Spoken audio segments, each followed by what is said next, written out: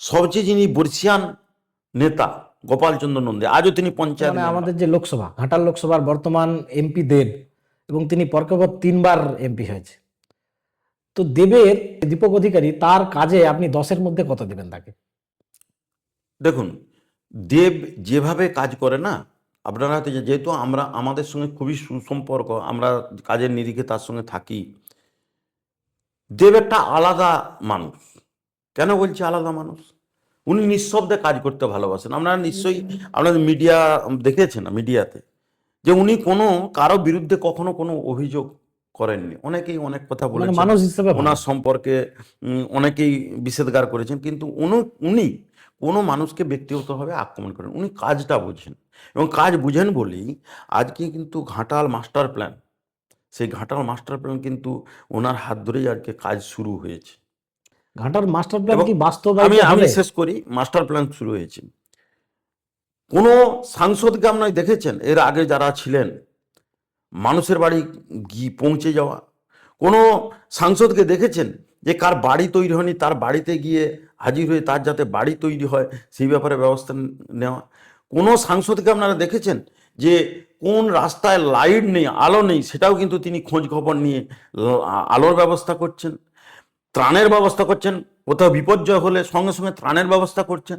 আমরা তো দীর্ঘদিন বামপন্থ যখন ক্ষমতায় ছিলেন তখন আমরা রাজনীতির সঙ্গে যুক্ত, কোনোদিন এরকম ত্রাণ আসতো না, বাড়ি বাড়ি তিরপল পৌঁছতো না, হাহাকার পড়ে যেত, বাড়ি বাড়ি খিচুড়ি দেওয়া হতো না মানুষের বিপর্যয়ের সময়। কিন্তু দেব নিঃশব্দে সেই কাজগুলো তার যারা কর্মী আছে তাদেরকে নিয়ে কিন্তু সেই কাজগুলো করে গেছেন। এবার আপনি একটা প্রশ্ন করলেন যে মাস্টার প্ল্যান বাস্তবায়িত হবে কিনা। বাস্তবায়িত বাস্তবায়িকতা পাবে কি পাবে না সেটা তো আপনারা দেখতে পাচ্ছেন।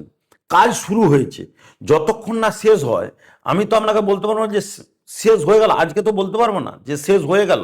কিন্তু যেটা দীর্ঘ ভারতবর্ষ স্বাধীনতা লাভের পর দীর্ঘদিন ধরে যে কাজটা শুরু করতে পারেনি, আজকে কিন্তু সাংসদ দীপক অধিকারী মাননীয় মুখ্যমন্ত্রী মমতা বন্দ্যোপাধ্যায়ের সাহায্য নিয়ে আজকে কিন্তু সেই মাস্টার প্ল্যান তিনি শুরু করেছেন। যেটা করার কথা ছিল কেন্দ্রীয় সরকার, সেই কাজ কিন্তু তারা করেনি, করতে পারেনি, কিন্তু ইনি শুরু করেছেন। এবং শুরু করেছেন দেখছেন বিভিন্ন জায়গায় খাল খনন হচ্ছেন, বিভিন্ন জায়গায় পাকার পুল তৈরি হচ্ছে। তার মানে সরকার কি এমনি এমনি টাকা দিচ্ছে, এমনি এমনি পাকার পুল তৈরি? তার মানে তাদের টার্গেট আছে এই ঘাটাল মাস্টার প্ল্যানটা শেষ করা। আমি বিশ্বাস করি যে মাননীয় মুখ্যমন্ত্রী মমতা বন্দ্যোপাধ্যায়ের সাহায্য নিয়ে আমাদের সাংসদ দীপক অধিকারী এই ঘাটাল মাস্টার প্ল্যান শেষ করতে পারবে। আচ্ছা, তো আমাদের দাসপুরের এমএলএ মাননীয় মমতা ভূঁইয়া, তো মমতা ভূঁইয়ার কাজে আপনি 10-এর মধ্যে কত দেবেন?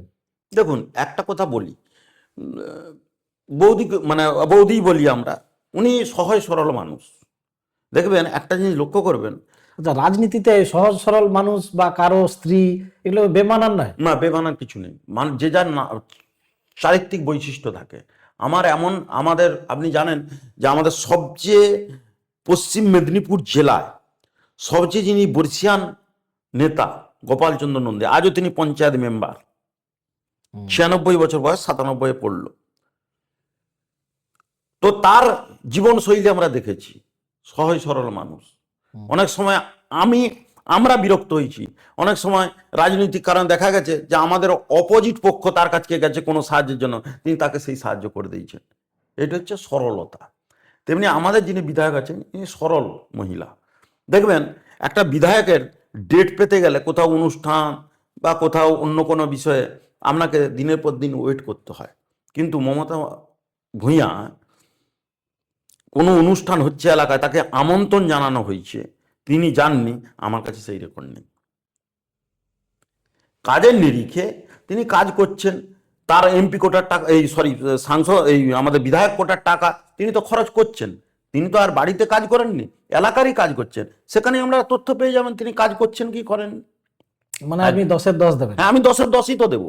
কারণ তিনি সবচেয়ে বড় কথা, যেটা জনপ্রতিনিধিদের বিরুদ্ধে যে অভিযোগটা ওঠে যে মানুষের সঙ্গে ক্ষমতায় আসার পর মানুষের সঙ্গে সম্পর্ক থাকে না, তিনি কিন্তু সেই সম্পর্ক স্থাপন করে চলেছেন। এবং তার যে উন্নয়নের টাকা, দেখুন উন্নয়নের টাকা তো আর এমএলএ নিজে খরচ করে না, তিনি বরাদ্দ করেন পঞ্চায়েত সমিতির মাধ্যমে সেই কাজ হয়। এবার বিভিন্ন পঞ্চায়েত সমিতি সেই তাদের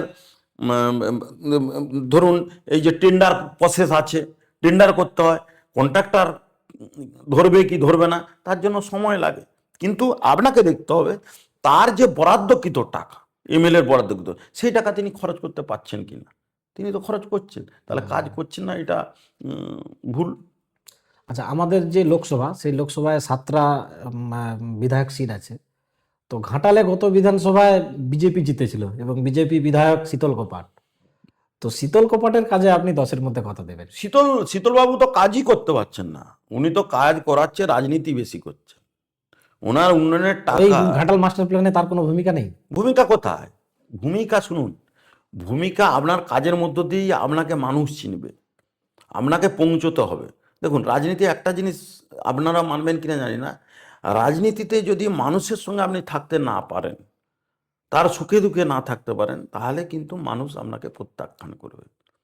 শীতলবাবু নিশ্চিত তিনি একটা রাজনৈতিক দল করেন, তার দলের হয়ে নিশ্চয়ই করবেন, কিন্তু তার যে কাজ, তিনি যে বিধায়ক, সেই বিধায়ক হিসাবে তার যা কাজ, তিনি কি তা পালন করতে পারছেন? আমার দাসপুর 1-এ তার 3টি অঞ্চল আছে, সরবেরা 1, সরবেরা 2 এবং রাজনগর। আপনারা জানেন যে রাজনগরের প্রত্যেক বছর বন্যা হয়, হুম। প্রত্যেক বছর বন্যা হয়। হ্যাঁ। তাহলে একজন সাংসদ যার আন্ডারে 7টা বিধানসভা আছে, তিনি কিন্তু বন্যা হলে এখানে পৌঁছান, হুম। অথচ তার নিজের বিধায়ক এলাকা, বিধায়কের যে নিজের এলাকা, অর্থাৎ ঘাটাল তো আছেই, রাজনগর, সরবেরা 1, সরবেরা 2, তিনি কতবার এসছেন?